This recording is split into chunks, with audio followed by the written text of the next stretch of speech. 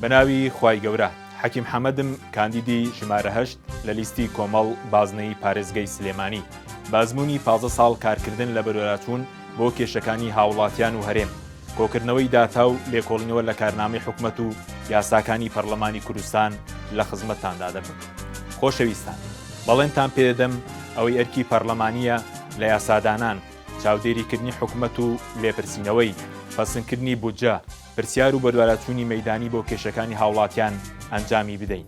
بەڕێزان، هەرچی ڕێکاری پەرلەمانیە دەیگرینە بەر بۆ دەستەبەرکردنی مافی فەرمانبەران لە شایستە داراییەکان و پلە بەرزکردنەوەیان، کارکردن بۆ گێڕانەوەی موچەی توێژە هەژارەکان لە چاودێری کۆمەڵایەتی و تۆمارکردنی خاوەن پێداویستی تایبەتی نوێ، کارکردن بۆ ڕەخسانی هەلی کار بۆ گەنجان و دەستپێکردنەوەی پێشینەکان و قەرزی بچوو، لابرنی باج و ڕسوماتی نایاسایی لەسەر کاسبکاران و هاوڵاتیان.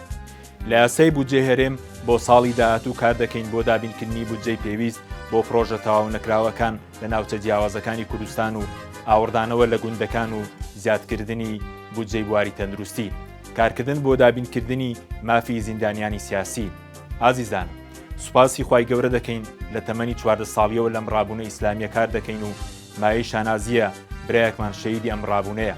بەڵێن بێت ڕێگە نادەین هیچ یاسایەک دەربچێت پێچەوانی نەگۆڕەکانی ئیسلام بێت و دژی هەموو ئەوانەش دەوەسینەوە کە دەیانەوێ خێزانەکانی کوردستان تێک بدەن.